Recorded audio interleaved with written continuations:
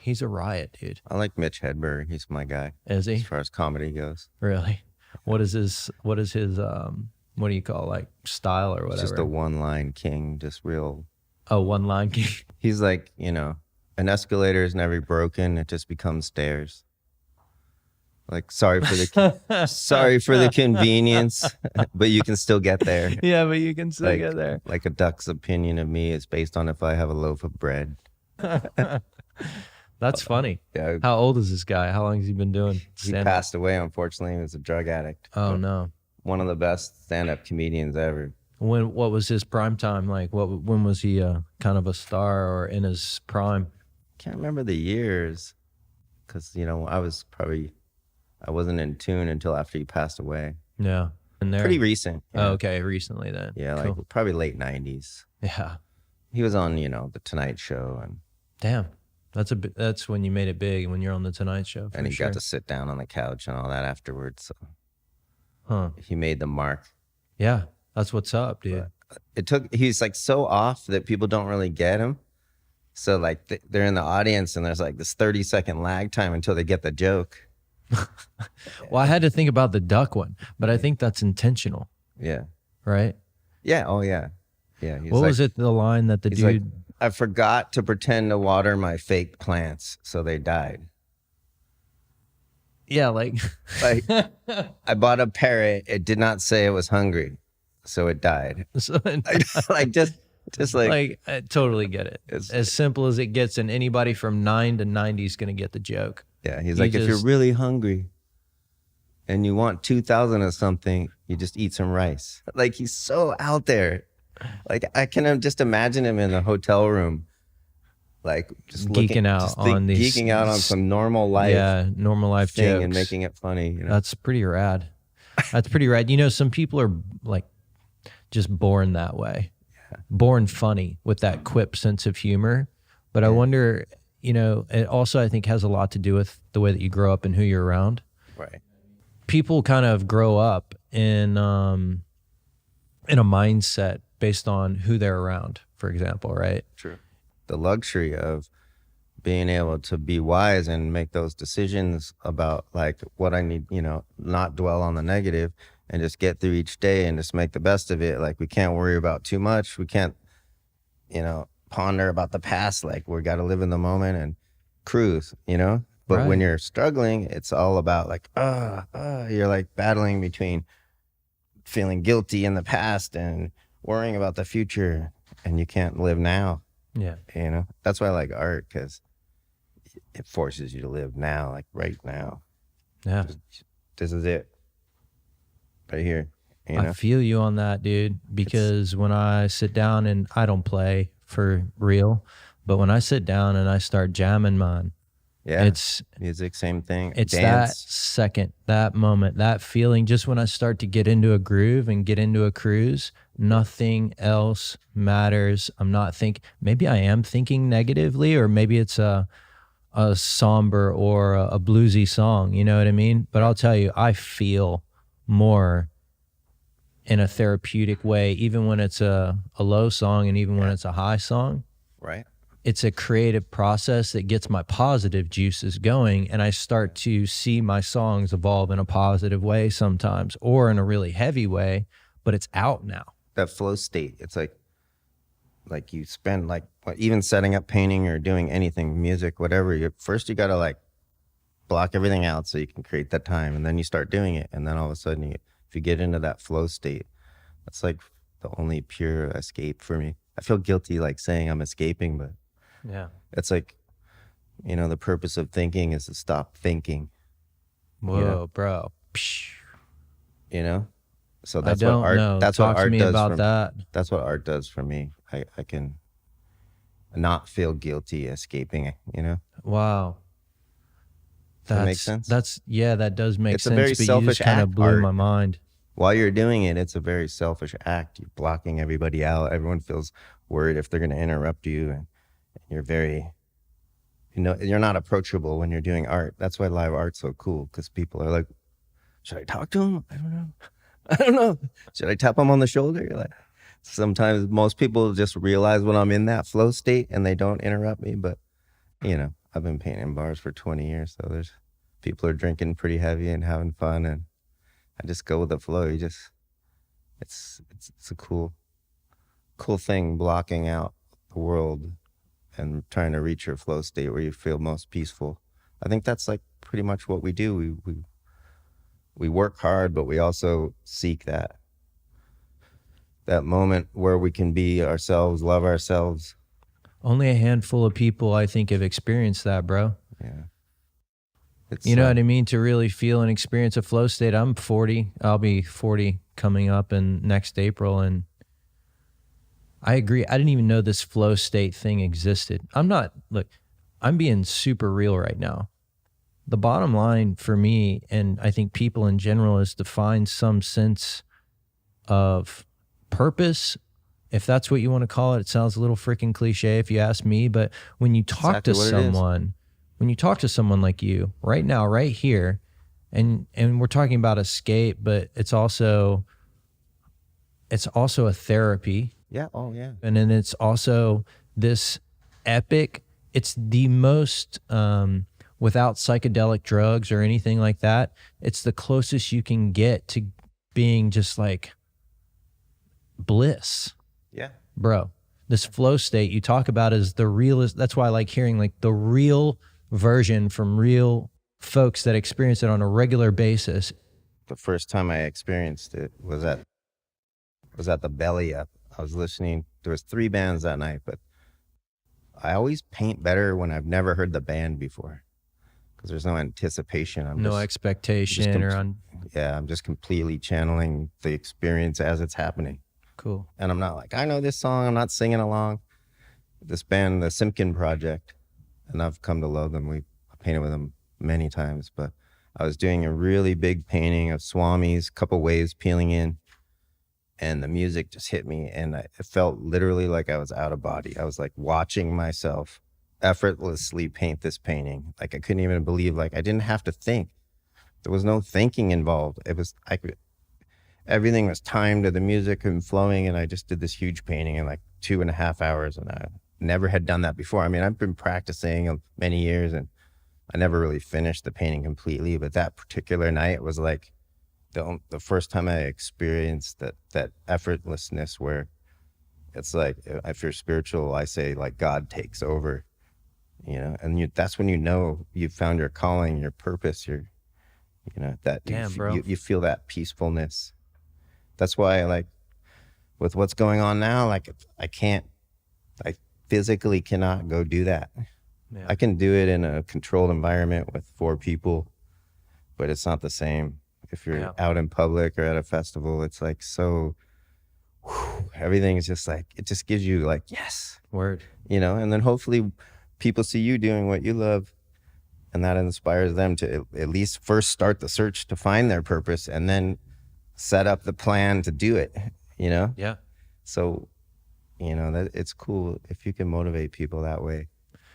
Well, dude, that's what we're trying to do here, is share people's stories too, and like you said, share that with others and inspire them to, expose themselves to new things if they haven't felt that before. I felt it first whenever I picked up a guitar. It's like, look, again, I'm not a musician, but I've talked to people about what I've found in that creative moment of writing a song or creating a new sound that's all new to me, and it just is a little different, but it has this thing to it, and you start to groove into it and get into it for hours. I'll just play around with a few sounds.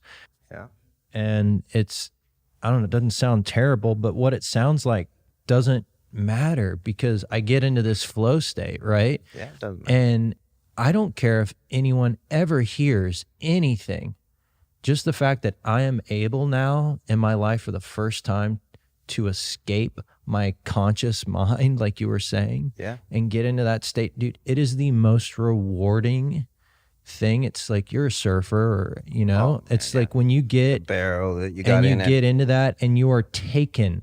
You are taken away from your present conscious self, and you're just completely in on the face and working it, right? I always wondered if it was like time expanding in that moment or time warping. I feel like it warps closed. Like I feel like like I'm so zoned in, Zone. like the old TVs. Yeah. Okay. Yeah. You know, Yeah. when you're in the barrel, like if you're not completely focused, you're done. Yeah. You know, Yeah. so it's kind of the same thing. I mean, obviously that's a lot harder than playing the guitar or painting, but Totally. There's a lot more there's a variables, lot happening. Yeah. You Yeah. know? Yeah. There's a lot. You know, And in that moment, what's so funny too, and to relate it to the same thing, is the experience feels not the same, but kind of for a second, because that barrel doesn't last but that long, and your painting sessions could go on. Like, how long was that feeling that you experienced that one show at the Belly Up? just during their set. So I was completely gone, and I just like for several minutes, or I did like 3 hours worth of work in like 10 minutes. Damn, bro. And I didn't even think I was going to get halfway done with it. It was 4.5 feet by 2.25, I think. Pretty big, like a door size painting, maybe a little smaller. That's so cool. But like you said, it's like therapy, you know? So in a way, like it's a natural escape just by definition, Right. you know? So I started art because I hit my head, and I was always crafty, but never really painted, you know? So I started doing art for therapy because I had a pretty bad brain injury, and just stuck with me. Yeah. You know, so Boy, did it. I have synesthesia too, so that's like a whole different level of the flow state, because I actually see music in my head, and that happened because of my brain injury. So, you know, my story's kind of weird, but I hit my head when I was 29, and I just had this insatiable urge to express myself listening to music. Wow, dude. And just started off in oil paints, no training, and just had at it and stuck to it. Just got to stick to it. What do they say? Like, I think Bob Ross. Not sure if it was Bob or not, but you know, just you only get good at something if you practice. It doesn't matter. True. It doesn't even matter what your God-gifted skill level is. He who puts in the work is gonna succeed. You know. Yeah. So I also tell people too that your calling always isn't what you're good at. People don't realize that. They're like, oh, I'm a great tennis player, I'm going to be a pro tennis player. You know, I was a good pitcher, I want to be a pro baseball player. Didn't work out, but your life gets led in directions, and you have to be awake, and you have to, like you were saying, try new things.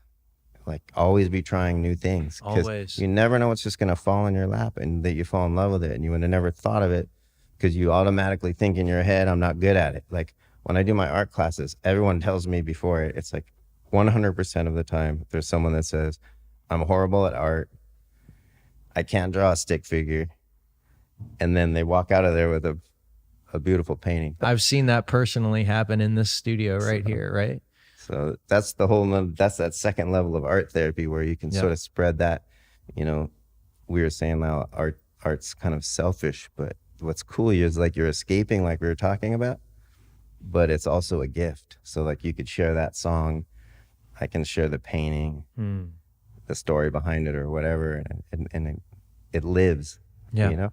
Well, I've been sitting in this studio once, and I had a client in here who's now become a friend of mine, and they saw the guitars laying around and asked me if I play, and I said, you know, I do. I pick it up for myself, but it's not, you know, I don't play music for other people. And so they were asking me how I got real curious, you know, probably interested in playing a guitar themselves. Right. And she was like, well, would you play something for me? I'm just curious, somebody who teaches themselves how to play a guitar in a year, and you keep guitars around, like, can you play something? I'm like, sure, I'll sit down and play you something. Yeah. And she teared up by the time I had ended my song, because I sang it to her as well. And she was like, oh my gosh. Your own song? Yeah, my own song. Yeah. Dude. And she was like, I got to get myself a guitar. I mean, I think people subconsciously see your piece. They see that you've succeeded. They see that you're the real you. And they want that. Yeah. You know what I mean? They crave that. I haven't been the real me for a long time until I found the creative side of me and was willing to let it out. But the will to let it out came from when I picked up a guitar and started singing. And then I was like, holy shit, I'm actually good at something I thought I would never be good at in my entire life. And I enjoy it. And whether I'm good at it, I think I'm good at it. So that means I'm good at it. And even if you're not good at it, like an artist's success isn't based on how many paintings they sell. Do they enjoy it? Are they at peace when they're doing it? Like if I sell a painting for $100 or I sell a painting for $2,000, it makes absolutely no difference. The process was the same. I create art because I like creating art. It took me a really long time to just come to grips. And I think there's a level of confidence in being willing and open to explore. And sometimes all it takes is someone leaving a guitar behind at your house and you're alone. Yeah. And that's where it was for me. I was in the alley. Exactly, dude. Exactly. Yeah. And for you, like what you do is through your art therapy classes and events and stuff like that, you're offering basically that the opportunity is the way I see it, bro. I know for you, you feel and experience in a different way, but what? Yeah, being the teacher's different, but I also become the student, so it's real nice. Particularly in the space that you're offering art therapy. Yeah, I mainly work with autistic population, but mentally and physically disabled kids, adults. I mean, I don't even think of it as disability. It's all about just seeking ability. Like everybody, what's normal? I mean, you know. Thank you, dude. Thank you for saying that, because you know when you try to put brackets around things, it's really fucked up, dude. Because I've been put in brackets and I don't like it. No, I don't like it. I put myself in a bracket and I don't like it. As soon as you have a bracket, you have a ceiling on ability that you've made up in your head. Like I work with David, you know, I've worked with David for 4 years. Yeah. Every week now, he's just like, hold my beer. Are you serious? And he's busting out like masterpieces. And people are offering to buy him.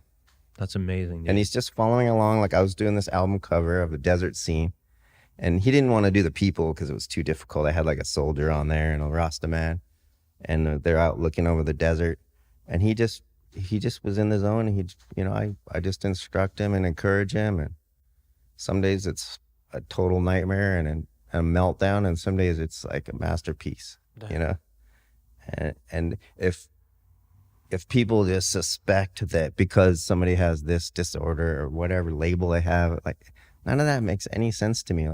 I used to work with physically handicapped guys up in Long Beach. They could barely hold a brush, so I would make these foam things for their brush and stuff. And this one older gentleman, he was mentally ill, so physically he was okay, but he was, he has pretty deep dementia, and he painted like this beautiful. It was Valentine's Day, and he painted this whole scene of him and a girl and a box of candy, and like everything was so detailed. And like if I didn't go there that day, like I felt like he would have missed that opportunity. Like it was a real special moment for him, and so little moments like that for me make it worth it, even if I'm stuck in traffic or I'm loading and unloading my car, because that's pretty much my entire job. Yeah, I just do little fun stuff in between. The value of what you just explained, right? Yeah, is worth so much more. And I say that because I think it's effing important for people in general out there to hear the conversations, to say what we're offering and as an experience to folks, or an opportunity, or just to get out and get in the mix like we used to, right? Yeah. What we need is that back again. Yes. And what we really need as a community and a people are folks like you still committed to that.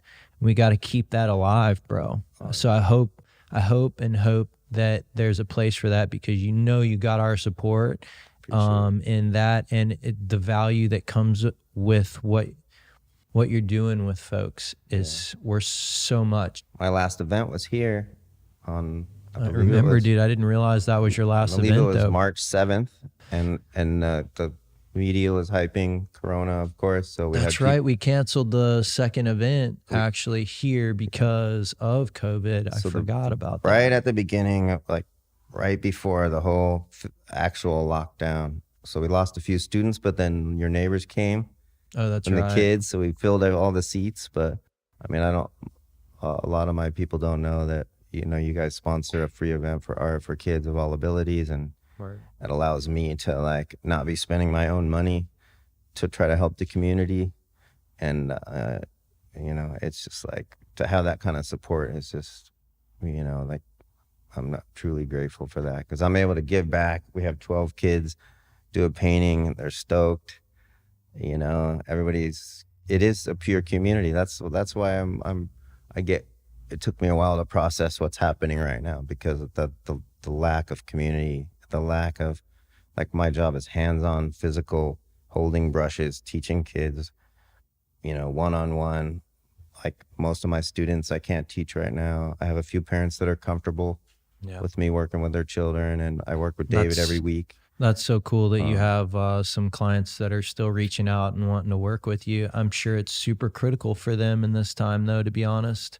Yeah, well, a month went by and it was okay, and then 5 weeks, 6 weeks, and then David's calling me, can you come over, and I have to check, make sure everything's kosher because of all the, so at the beginning it was cool. Like, we're going to suck it up for a month and a half or whatever. But then they started to really miss it. They really felt the impact of it not happening, seeing the impact of it not happening. And then of course I'm like dying to go out and teach. Like, I love it, I wonder if we couldn't find a way to do a fundraiser that's outdoors. That's true. A little outdoor patio on the beach or something. Social distancing on the beach. Art maybe class. maybe they wear their, if we had to keep the spaces 6 feet apart, would allow you to work in the crowd, maybe walk around a little more, draw it out, look like more of an afternoon kind of gig. Might have to get a little mic or something. They'd be like, what? I think we could work out. What did he say? I think we could work out some sound and audio options. What did the bald guys tell us? What brush am I using? No, but I mean, just kind of thinking through that. Yeah, there has to be a compromise. There has to be an adjustment to where we can still continue with. I'm going to think a little bit more about. We'll make it happen. It's all about just, meeting in the middle. Perfect. And there's a lot of restaurants right now that have like parking lots that they can't or haven't turned into patio, or they're still shut down and they don't have any use for their patio space. And I bet you they dig getting involved in or letting us use their space for something. I'm ready. Car's packed already. Cool. Canvases are in there. Yeah, right on. All right. But yeah, we just got to figure out a solution, because we can't just we can't dwell in this lack of community. It's, it's very dehumanizing just trying to even deal with that mentally. For me, I'm an empath, so I just try not I'm not trying to live in a bubble either, but right. It's a lot to process. I've had trouble, getting, inspired to paint, honestly. I'm surrounded by creatives. I don't know what's happened in the last 4 years, but my entire life is now inundated with creatives on my personal life. Yeah. Even now that my eyes are open and I'm surrounded by so many creatives here, I'm seeing so much creativity in the people that I didn't know were creative before. Yeah, it's definitely an interesting dynamic, because you're not seeing this physical eye contact. There's so much human contact done non-verbally, that's why when you're not in person, you really have to check in on people. And I think everybody since this started has had their little meltdown. Yeah. More than once. I'll raise my hand on that one, bro. But plus the surf was flat and windy for a while, and it was just blown beaches out. Closed. Yeah. But it's a roller coaster lately. But yeah, like, we just got to keep trying to keep people positive, and like you said, when you're surrounded by creatives, you just keep uplifting each other. Isn't that bizarre and cool? It's not a competition. Like, I always see musicians more so than artists. It sort of becomes a competition in a way, and it's way better just to help each other cross promote. So the more you're lifting them up, you're going to get another gig. You're going to open for that band. You're going to lift them up. You're sharing their music. Then they pay you back to share your music, and it just flows. With art's the same thing. Like somebody wants to buy my painting, I have a specific style. They're gonna, if somebody else has a different style, like we have zero competition. It's like if I see somebody that likes this style, hey, my friend does this, you should check that out. Something I've noticed throughout my life, actually, even from a young man, I haven't been competitive at all, but I've played competitive sports. Yeah. Particularly in martial arts, and I played soccer, and I boxed for a while, like strict stand-ups, and very competitive, particularly when you're in a one-on-one bout with someone. For sure. But it was always like tussling, like playtime for me. I more so saw it as, I don't want to kick this guy's ass. I just want to see what he's made of and test my own metal. I hope I get my ass kicked so I know kind of like what not to do next time. Right. And but it was a playful, more of like a playful tussle. I wasn't competitive at all. Never. I've never taken competition too seriously, because as soon as I did and I lost, I really took it personally. Right. And then I began this journey of competition with that person. And the energy that I was expelling on getting fired up in that competitive way was so, for me anyway, maybe it works for other people, but for me, it was pushing me down. I was less happy in a moment where I was so angry that this guy beat me in a tussle and that I was going to fuck him up next time kind of attitude. Right. Instead of that, I really learned or a I lesson felt this time. so down on my loss, or God, why didn't I do this counter then? You know, why didn't I just wait a little longer and get positioned? And I would really get down on myself. And the energy that the body expels to feel that is so counterproductive to where you're actually trying to go and what you want to achieve in your growth journey, right? Oh yeah. It's just when you start to wrap your head around these things and think about it, but even from a younger age, for me, it was clear that getting upset or having that real competitive angle in a non-healthy way just drove me down. And I saw it in others, you know? Yeah, I was like Red Ribbon Al growing up. I always had my best friend in the neighborhood who was just like 1 second faster than me. Always beat me in the city championships. Or like, you know, his whole room was like blue ribbons. And I was just little trophies and red ribbons. You're cracking me up, dude. But, you know, he got an awesome scholarship too. So that's cool. Did he? Yeah. And you ended up on your path right where you needed to be. Yeah, my path's up, and I just figure, you know what, I wanted to be a pro pitcher. I hurt my arm real bad. Yeah. So when that dream ends, you got to really start thinking, you know, especially if you've been focused on that one thing and not really had any other eggs in the basket. Right. All of a sudden it's like gone. Yeah. So just go with the flow, you know, let life deliver it. But part of the journey. Yeah. Like, I mean, I would have never thought I'd be an artist. If you asked me when I was younger, there'd be a chance in hell that I'd ever be a painter. Isn't that cool? It's cool, right? In my wildest dreams, even 2 years ago, if I were to look back, I'd have told you, somebody was like, in 2 years, you're going to be playing a guitar in front of your friends and family and random people singing songs. I'd have been like, motherfucker, you don't know me. Honestly. Like, hell no. I wouldn't do that. Honestly, I'd be like, you don't know me. It's all where our headspace is and what we think we know back in space and time, bro. Yeah. And we don't know. My back's always to the crowd, so when I get somebody looking at me, I just freeze up. I get that little weird. Do you really? High butterfly, nervous anxiety. You know? Even now, huh? Yeah, well, yeah, pretty much. If Really? I'm on camera, like the whole time I'm doing my classes live on Facebook, I'm just cringing. Everyone said, you did great, no big deal. Oh, I'm sure. Didn't even notice. But like, you still have to fight it the whole time. Like, yeah, it's like, dude, what do you mean you're gonna paint live to music? What's the point? Like, yeah.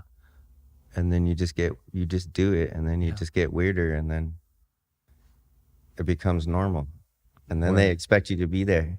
Like, you know, like, well, why not? Why can't we have music and art together? Like, I'm not throwing paint around. Yeah, nobody's gonna get hurt here, okay? Yeah, like, it's gonna be okay. So you got an event this weekend? something? Yeah, I'm heading out to the Reggae Ranch. Is it open for like they're actually having an event or It's what? not open, unfortunately. What are you doing out that way? I'm going to be painting live with the band called The Tones. So it's going to be live stream. Just a live stream, yeah. But we got to keep the group number to a minimum, and we are definitely planning to have some big groups out there, though. I'm sure they're going to be having some nice concerts. There's room for camping, amazing view. It's like 8 to 10 miles off on a dirt road. There's nobody around. They have a beautiful stage, sound equipment, and everything. And is it a fundraiser or anything by chance? Right now, I don't believe so. I think they're mainly just working on the production end of doing the live streams for the bands. And then I'm just the sideshow, hey, can I come paint? Well, I'm thinking, my mind's always thinking this way, man. Like opportunity. Where is there an opportunity? And I know that, this live streaming thing can be difficult to pull off in really epic quality. Right. From both sound and picture and making sure you have stable lighting and a good shot of your art and stuff like that. But what I'm thinking about is we could set up this space right here for a live virtual art show and get any kind of vibe you wanted going in here, from music to getting, kind of however you wanted to set it up, time lapse a piece in here with 4K, like best quality, best sound you can get, best lighting you can get, and run it as a fundraiser live and just see what happens. Yeah. And give to a good cause too. And like, well, maybe to your future classes is what I'm thinking, because we want to sponsor classes, right? Yeah, work on material costs for future classes. That's my point. Yeah, well, material costs and all things. Yeah, dude. So we could use the space. If you have the time, obviously. I don't know how long it... Yeah, I have the time. I have to paint every day anyway. I'm just painting at my house. So if I'm going to paint, I might as well be on camera. But I'm kind of shy with that stuff. And I did a bunch of live feeds and classes. And I do videos once in a while, but I'm never in them. It's just like I'm my own videographer as I'm painting. I've learned that skill over the years. That's my... Well, I'll just put it this way, right? This space was created to make you feel hopefully it's doing this, but make you feel like you're in a comfortable place and not like a cold box where you're on camera, and we got the equipment. Yeah. You can get any vibe going in here we want to, and we have an epic video, lighting, and photographer. We got the sound, we've got the stuff. So think about it. I think the sound would be good in here. Cause I know hundreds of local musicians, so they'd be to have a nice place to be able to come and jam and then paint and do music. Let's make that happen if you feel it, dude. Yeah, I got some buddies in Temecula, Ramona, San Diego, Oceanside that come and jam, and I'll paint. I have to paint anyway. It'd be cool to get like a whole time lapse of a painting, but for me to be comfortable with a finished painting, I need about 3 hours. So I used to be all pushy about being really fast and speedy, but now I'm getting older, and I just want to like chill and soak in the music and enjoy it and express myself. I don't want to rush myself anymore. I'm not trying to impress anybody, put it that way. I get it. I do. I do get it, dude. Doing my thing, and the music's playing, and I'm happy. I got a hole in my shirt today, and I'm actually wearing it intentionally because my dog passed years ago, and he'd shoot a hole in this. And sometimes I just wear it to be close to him. That's how no fucks given I am at this point, dude. I get it, but and just be yourself. It's funny because I'm like supporting all my musician friends and artist friends, like buying T-shirts and merch from them because there's no shows happening and nothing's happening, right? Right, dude. So.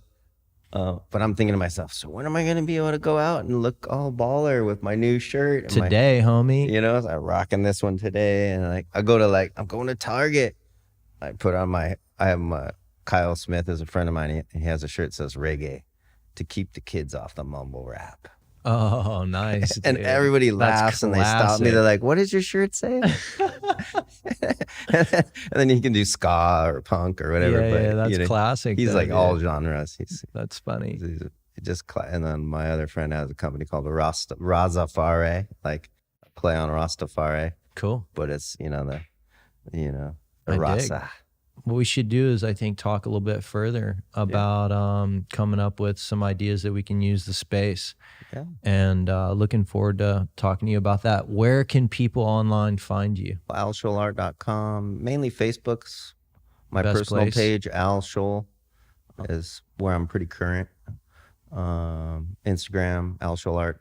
Cool. YouTube, Al Scholl Art. I have 4 art therapy classes on there that were recorded recently. So if you want to paint, everything's listed there. Cool. Everything you possibly need. Back then, it was kind of hard to get art supplies because they were closed. But now it's not so difficult. So you just look up the video, screenshot the materials, see what you have, go get what you need, and then you can do the whole painting from beginning to end. And I break it down to like the minute detail.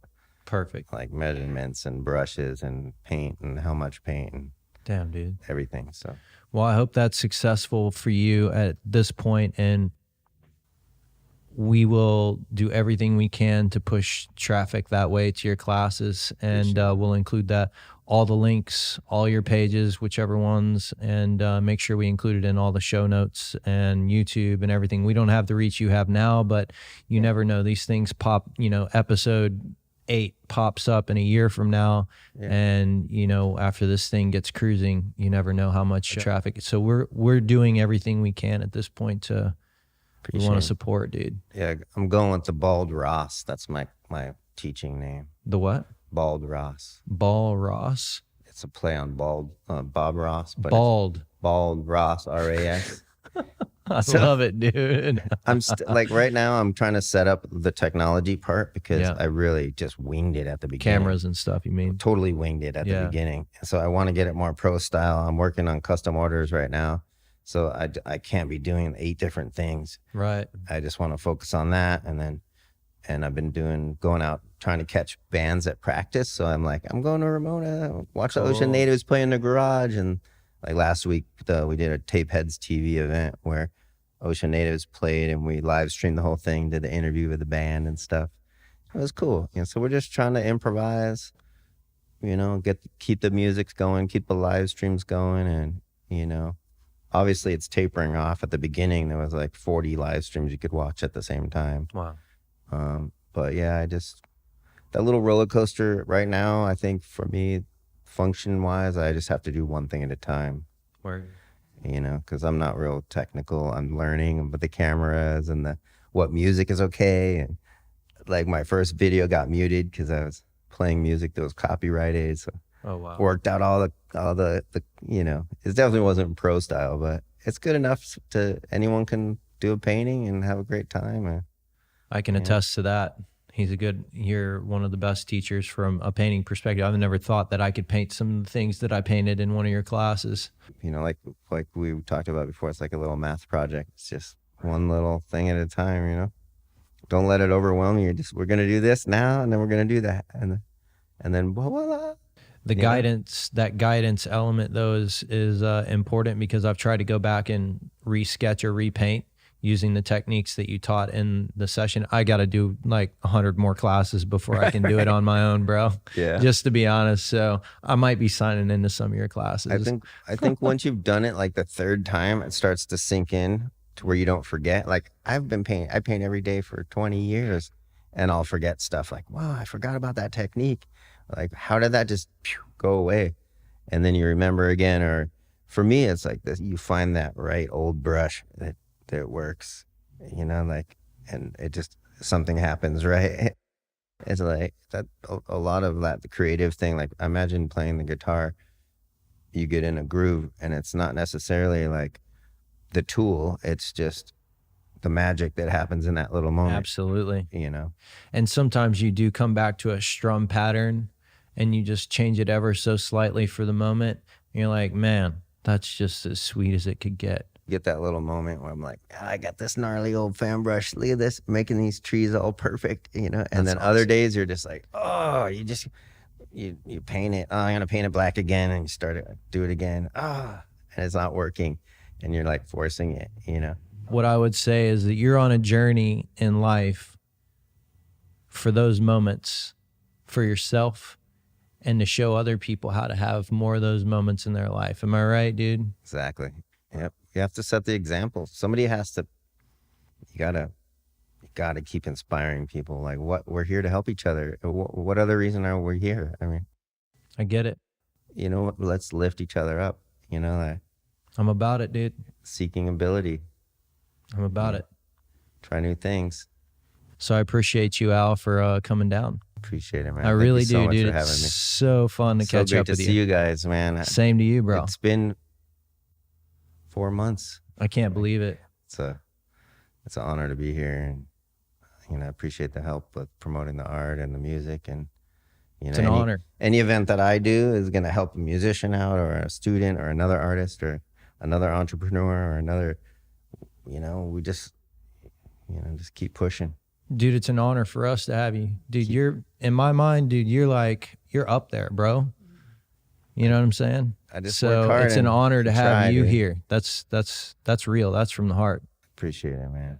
Yeah, I've been working my ass off for 20 years trying to make it all happen, you know, and the rug been swept out from under me here. So I'm just trying to improvise and adapt and work within my comfort zone. I have to go live more. I have to be on camera more, and I'm kind of a wuss when it comes to that.